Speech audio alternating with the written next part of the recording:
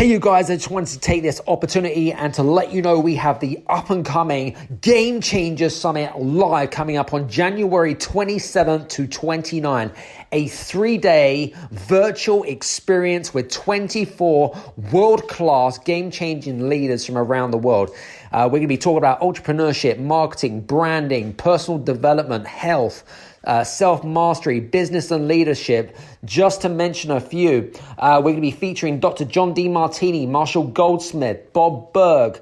We're going to be featuring the Instagram influencer, Natasha Grano, and many, many more. Now, you can become a participant in the Game Changer Summit Live for free. All you have to do is go to the following URL, https:// www.thegamechangersummit.com/sign-up-form. For more information, click on the link below, because honestly, this is probably the David versus Goliath of all summits. It is the summit of the year. See you soon, take care, and we'll see you there.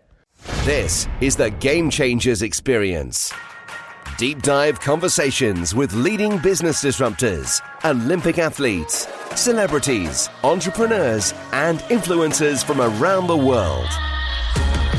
This show will teach you insights about the winning principles in mindset, productivity, marketing, branding, entrepreneurship, business strategy, and more. Hosted by Productivity Authority, business strategist, former elite athlete, author, and public speaker, Adam Strong. Hello, everybody, and welcome to the Game Changers Experience podcast with myself, Adam Strong. And today we have a special show. As you know, we have the Game Changers Summit specials, and we've got an amazing speaker on today. His name is called Haroon Danis, and he is the founder of SkinHQ. He's a serial entrepreneur and is also a best-selling author with a book called Freedom Franchise, where he was the co-author of that book. And he's also got another book coming out here in 2021, possibly 22. We just see how that goes. So Haroon, just want to say welcome to the show. Thank you, Adam. Thanks for having me on the show. So listen, interesting, because I know that we've spoken a lot offline and you're in the skincare business, but I'd love to know, why skincare? What was the opportunity? Because I mean, you've got businesses, already, and then you went into skincare, which is really interesting. And I'd love to know why skincare, why is it important to you? And what was the opportunity? What were the opportunities that you saw there? Yeah, I mean, well, basically it was a series of events that led me to skincare. I was, like you mentioned, I was doing some businesses already, and I was just trying to find a business that worked originally. And then I kind of stumbled upon skincare, upon analysis of the market, the industry. And it was around 2010. And the UK was just coming out of, kind of in the middle of a recession at that time. And that's right. I noticed that the beauty industry was an industry that was still growing throughout that recession. Mm-hmm. So I kind of realized that the reason it was growing was there were so many changes in people's lives. There's so much uncertainty. People needed to look better, to feel better. They turned to beauty, the beauty industry, to try and be the best version of themselves and feel good. So I felt like as an industry I wanted to get involved with. But I didn't really fancy the whole, the nails and lashes and that type of thing. It wasn't really me. I didn't feel really comfortable with that. But like a beauty bar, isn't it? Yeah, I just didn't. It wasn't something that I felt comfortable with. But I felt more comfortable with skin, because that is something that I was interested in as well. So like I said, I was looking for a business that worked originally. But once I started to get into the business, and once we launched our first clinic, I really started to realize how much of a positive effect it had on people's lives. And that's what kept me in the industry, basically. And it's really early on in the growth of the kind of skincare aesthetics industry in the UK. But I had a vision. I started to develop a vision of where the industry was going. And I stayed with it for the last 10 years. Wow. And here we are with SkinHQ, yes. Fantastic. Very interesting. And compared to some of your other businesses that you do, which is very different from what SkinHQ does, very different. And what I love about you is that you assess the market, right? You saw an opportunity and then you kind of jumped in and then you thought, you know what, let's give this a shot and see how it goes. You know, I kind of like that. That's just what entrepreneurs do, right? Yeah, 100%, 100%. But I think unless you try something, you got to have an interest in it. But then once you try it, you learn, you can see what the market is showing you. But you can only really see the potential and get the vision of where the market is going once you're within the business. So, you know, like you mentioned, I'm involved with other businesses, which I, you know, I enjoy being involved with, but I haven't got the same type of vision that I do for SkinHQ. You know, it just shows the potential of the industry, basically.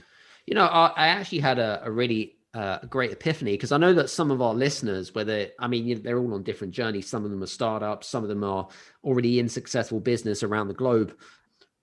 I suppose, for a startup company, you know, where they've got to, I suppose, condition their mindset and so forth, have you got any advice for sort of people that are going into entrepreneurship, where they've maybe identified an opportunity, a market, a passion, or whatever it is, you know, in terms of, do you have any tips and advice about, okay, so I've got this opportunity, or I've seen this problem that I want to solve in the world.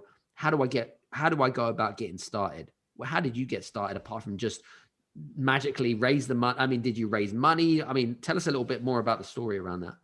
I mean, when I started, I invested like £500. I just got a place open. It's a service-based business. We had very little expense to get it started. So I started it like that. And then I learned about, and we were building up the business. And obviously, the early days, that's what you do. You just you kind of just survive. So, but then further to that, I found other different technologies that were in America that weren't around in the UK. Things, treatments to help break down. And then I started to invest in those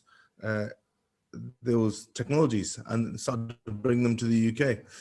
And then I realized that once I invested in the right technologies, it kind of made the business, the revenue jump. So it's a gradual thing. One thing I'll say for anyone who's new coming into a business, if you really believe in the idea, you know, you have to start. And you got to be fluid. You got to mold. You got to keep your vision. That's the one thing that doesn't get tampered. You have to keep your vision. And to be honest, I didn't really do that in the first few years. So I kind of could have got to where I am now much earlier, kind of, you know, if I would have just stuck to my vision. But lots of things coming your way, lots of things. Distractions, man. But if you really look, if you really think deeply, you actually knew the vision all along, and you just ignored it. But what happens is, once you get past those distractions, those barriers, then you realize, actually, this is it. I don't need anything else. I just need to stick to this vision, and everything will fall into place as long as I stick to my values and my vision, and the brand just gets built around that. And that's the best advice I can kind of give. Fantastic. That's some great advice. In terms of, I mean, you know, the coronavirus is, you know, the pandemic and stuff has really kind of impacted a lot of businesses around the world. It's kind of been a bit of a shitstorm for most people. But your business has actually thrived during the pandemic, which is really interesting. And I'd love to know, you know, where were the opportunities that you saw, you know, and why is it that so many people continue to struggle, whereas you haven't? I'd love to get some more insights about that. This is another great example, sticking to your vision. So basically, like I said, when I got into this industry, I got into a time following the last kind of big recession, 2010. Yeah. The industry grew. When this pandemic all started, I think it was March the 21st or something last year, when we went to lockdown. Yeah. And when that all started, there's panic everywhere. And but personally, I knew what was going to happen in terms of SkinHQ's business. I knew the country was going to go into recession. It was obvious. Everything was closing. So I knew the company would go into recession. And I expected the demand for our services to increase. Um, and I'm not just thinking of it in the business point of view, but thinking of our clients and the people's point of view. But suddenly, when you have all these change, you need to be comforted. You need to feel you're healthy. You need to feel that you're looking after yourself. We've seen a big rise in home kind of gym sales and everything everywhere, and people were doing like all these online training things. It's all in the same category basically when it comes to skincare. So this is what we expected, and we acted accordingly. Accordingly, so we decided first of all.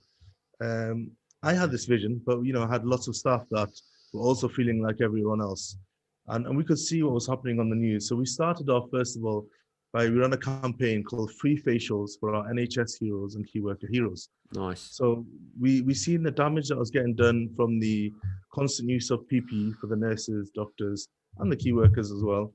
Right. We knew that we've got treatments that could help those people. So we launched this campaign. It's a huge success. I think altogether it's about 25,000 free facials have been signed up for. So it's like a commitment of 1.6 million pounds worth of free facials for all the heroes, we call them. So fantastic. That really raised the spirits in the team. So that was the first step. So I knew I had this plan, this big audacious plan, but I needed my team to be kind of with me. So I raised their spirits, and they felt much more. They felt much more positive because they felt like they were doing something to help in that pandemic situation. So further to that, then I decided to launch the franchising of SkinHQ. So I mean, it was like totally against the grain. Like there's huge companies across the country in the UK that were closing down, and it wasn't looking good for business, let's say. But I decided to expand, so I decided to, because I really knew my vision was to improve skin health. And I felt like this is the time that it would be needed the most. So we launched the franchising. And also, like I say, the industry grows during these economic downturns. So we launched the franchising. Within 1 month, we had 1,200 applications for the franchise from all over the world. And a lot of people in businesses, they didn't have such a positive outlook following this pandemic, and the effects on their businesses weren't so great. So they wanted to kind of invest in other types of businesses which had a better outlook. So yeah, we launched a franchising, 1,200 applications. We went into the pandemic last year with 5 locations of SkinHQ, 5 treatment centers. We're now on, I think, 18 in the UK, and I'm in Dubai now, opening the Dubai clinic. We've got 10 opening in New Zealand through a master franchise. Wow! So we're opening all over the world. Fantastic. And it's upon sticking to the vision and knowing how the market's going to react. And yeah, that's how we got here, basically. Very cool. Very cool. Listen, I know that you mentioned the word vision probably on at least half a dozen times in our conversation, and I'm just finding it fascinating to the point where, okay, this vision thing, right? Tell me more about it. Where did it come from? Where did the ideologies develop? And for a lot of our listeners, how important is it to create a compelling vision that's going to help them propel them forwards in moving into 21? Yeah, I mean, it's basically looking past all the small things and looking at the end game, So for when I say vision, what I mean is we have, let's say, we go right to the beginning. With SkinHQ, we're a clinic that offers skin treatments. We help people look and feel great by looking after their skin. So that's what we do. Now, wherever we are, we have a catchment area. So there's only so many people that will travel so far to come to our clinics. And every time we open a clinic, we're creating good, secure jobs for our therapists and the staff in the clinic. The more jobs we create, the more skin we improve. So our mission is improve skin health whilst creating good, secure jobs around the world. Love it. So that's our mission, right? So we know that people are coming to us for their skincare. So the more clinics we open, the more people we can help. So it makes sense that we create this whole brand ecosystem all around skin health. And that's the vision. So all these other things that will come in the way, why don't you do this? Why don't you do that? You just need to just push out of the way. The vision is, this is what we're doing. And things will come. And like I say, you got to be fluid. You got to be flexible. But like the pandemic has come, we knew what to expect. We reacted accordingly, and it's worked really well for our business. It's helped us get to our vision. Interesting. And you know, I so agree with what you're saying with regards to the whole kind of, you know, mission statement and vision. And I suppose, you know, in saying for myself, including you, is to make sure that you're doing activities based around, you know, that it's going to align to the vision that you want to achieve, right? The long-term vision that you want to achieve, and push all the other things that's going to come your way that isn't related to that vision. Do you know what I mean? Because I'm sure you get, I mean, I don't know about you, but on a daily basis, my phone goes bing, bing, bing, bing, bing. And I get an opportunity. Oh, do you want to do this? I'm like, yeah, but it doesn't really align to me. So no, thanks. I'll turn it down.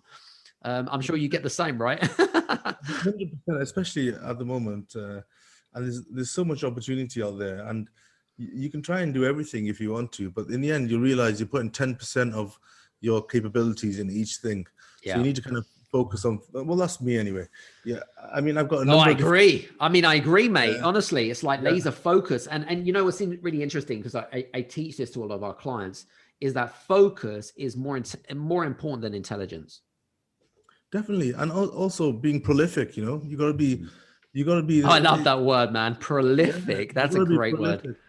Like, you got to be the person that wakes up earlier. You got to be the person that does the most. It's you know, trying to be the person that does one thing amazingly well, and that's their work done for the year. You're gonna beat them every time because you're doing so much. So you got to be prolific in what you do. Love it. Very cool. So I was going to say, I mean, interestingly enough, because skincare, I mean, I would like to know more about, you know, because you've identified a real big opportunity where you've given, you know, a huge amount of resources out completely for free, right? And I know that some businesses are thinking, hey, we can't afford to give this stuff away for free. Do you know what I mean? But then you created, well, I mean, what was you said that you created there must have been a lot of publicity. There must have been a lot of brand awareness around the whole kind of giving away, you know, free treatments to the NHS and key workers and things like that. I mean, what has that done to your brand, more importantly, but what has that done in terms of putting you in that industry, in terms of, you know, putting you and cementing you in the industry? I mean, a lot of things came, we got a lot more than we expected, let's say. We got a lot more than we expected. I'll tell you what my motivations were. Yeah. My motivations were mainly around our people. So our business is as good as our people that work in the business and how they feel. So my main motivation was that, and I knew that we could do something to help. And I could see on the news that these people were suffering with their skin. So my motivation was, let's do something. Let's raise everyone's morale. Let's get everyone really positive. Everyone really hyped that we're a solution. We're not a problem. We don't talk about problems. We talk about solutions. We find ways to help. Love it. That's how we do things. So that was my motivation. What followed was a lot of press, a lot of media. I think there's so many companies doing lots of positive things. It just so happened that we were kind of the only ones doing our thing. Maybe, I hope other people are doing it as well. But at the time, I think we were quite unique in what we were doing. And it doesn't surprise me because I never read about it anywhere. It's one of my team members said, "Why don't we give a discount to the nurses?" And I said, let's give it for free. Why should we charge them? Wow. Let's give it for free. Yeah. So amazing. It was like that. That was the conversation one day. Next day, I told the whole team, right, let's get it all online. Next day, it was like 2,000 people signed up, and it went on the NHS network, went around to all the nurses and things. So it was amazing. It was really nice. Personally, it was nice. I know lots of our friends, people I've grown up with that are nurses and things. They were so happy to be able to get this treatment. So It's really good. But then, I did learn something else, and that was the press. So it started a chain of events, which was like, it's been quite incredible. Like we got lots of press there. So we got lots of press there, and I had entered already into some awards. I'd entered some awards with SkinHQ. And I was optimistic, but I wasn't really thinking about it too much. But we ended up winning those awards. We won Entrepreneur of the Year, Nice. Company of the Year, and the Stevie's International Business Awards. Fantastic. And we won the Great British Entrepreneur Award. So then, because we'd won those awards and we'd already had the previous press, then we got further press. And then the book came out, and that became an Amazon bestseller. And there was a further press again. So when we launched we'd launched the franchising. So anyone who researches us, they see all of this press, and then they also see that we're franchising, and it kind of helped things. And I really believe you make your own luck, so to speak. So we were being prolific. We were moving. We weren't sitting around. We were getting things done, and everything kind of combined together, and ultimately it helped us with our growth. I love it. What I love about that is the fact that it's so disruptive, because it's just such a completely different mindset. Do you know what I mean? Whereas, and naturally for most businesses, especially if they're going through a recession or something's happening in the economy, the first thing you do is you pull your marketing budget, you start to cut back, you get rid of your staff. And do you know what I mean? Because that's what most businesses do, because there's this kind of like safety. But you've done something completely different. And what you've shown us, and especially to our listeners, is that actually, one second, the more that you give back, there's actually more prizes to give back. And you can create more jobs, you can add to the economy, you can help more people and get credibility to go along with it. I mean, you've just shown that actually happens. No, definitely. And you know what? I think, to be honest, it comes a lot from my kind of upbringing. A lot of things come from my upbringing. And I'll tell you what I mean by that is, my family were involved in the restaurant industry. So they had Indian restaurants. So was this in Bangladesh? Bangladesh? It's in Anglesey in North Wales. Oh, right. Okay, no worries. Anglesey in North Wales, and they had restaurants, and basically we grew up around these restaurants, right? I remember every weekend they used to have the same people sitting the same tables. And we knew their families. They even came to our weddings in the family. They were so close. Is repeat customers every weekend. They never had, all these software like MailChimp, but they never had nothing. They had a book and a pen. They knew everyone's name, everyone's birthdays. They had all this kind of customer engagement. It's a little simple restaurant, There's no recessions then. There's no economic downturns. The restaurant was always busy. And the people would keep coming. So I've grown up to know that as long as your basics are good, your service is good, you look after your clients, you go that extra step to keep them engaged and keep them as part of a kind of your business community, then you'll always be okay. So that's really interesting. Have you ever read that Book of Happiness by Tony Hsieh? I haven't. No. Honestly, you need to read that book, man. He was the former CEO. I mean, he's passed away. He passed away like about 6 months ago in a fire. But he was the former CEO of a company called Zappos, and which is an online shoe retailer. And Zappos went into an industry which was completely flooded, with online shoes and that kind of stuff. But they wanted to set themselves apart from all their competitors.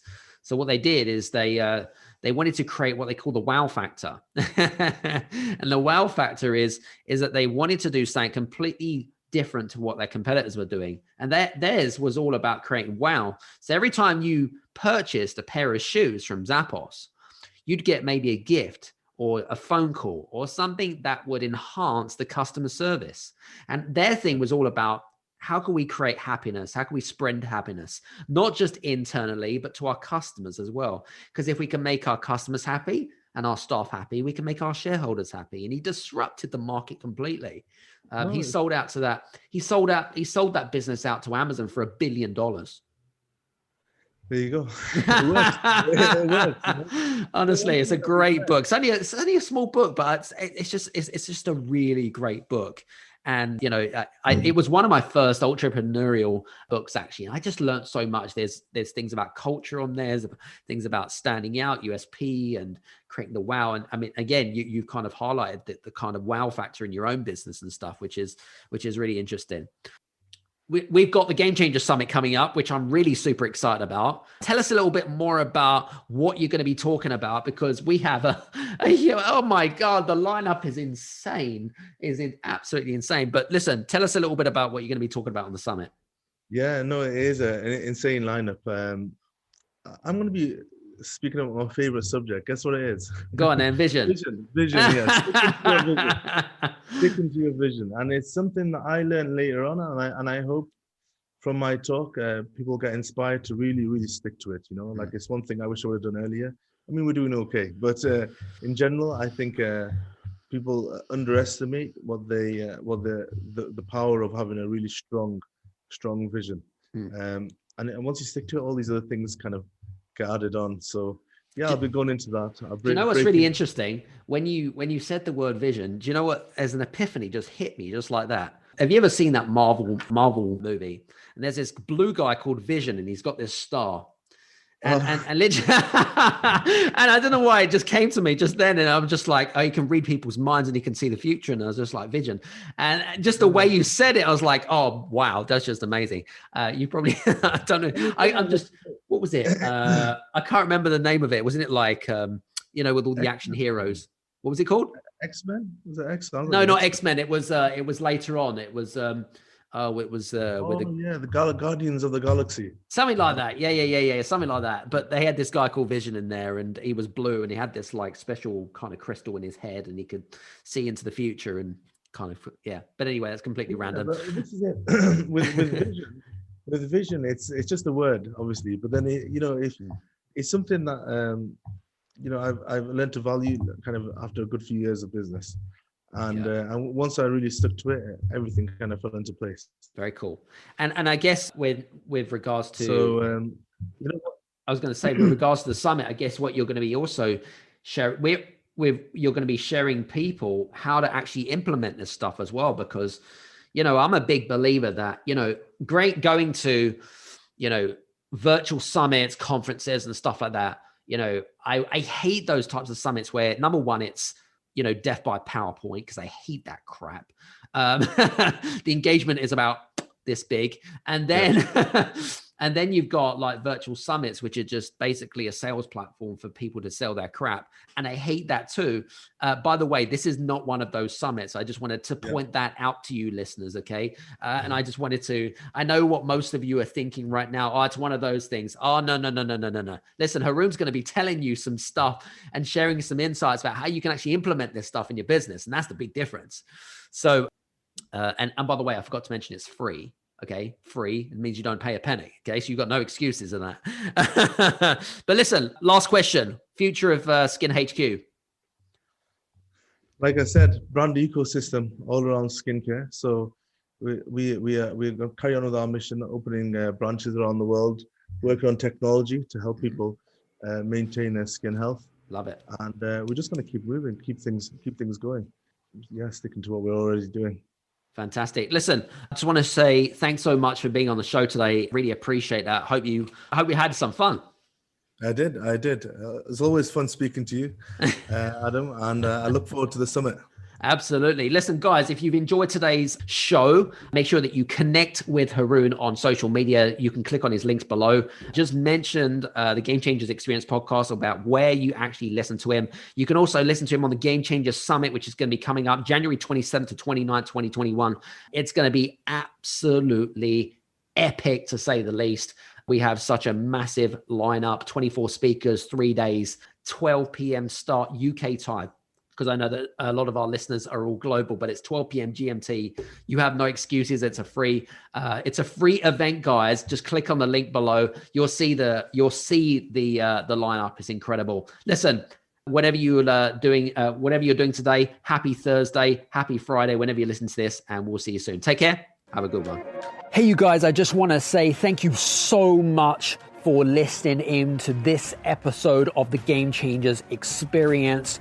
I hope that you got some amazing value, some great insights, and golden nuggets that you can implement into your business straight away. I would really, really appreciate it if you could leave a 5-star review on the button below. Have a fantastic day, and we'll see you on the next episode. Take care.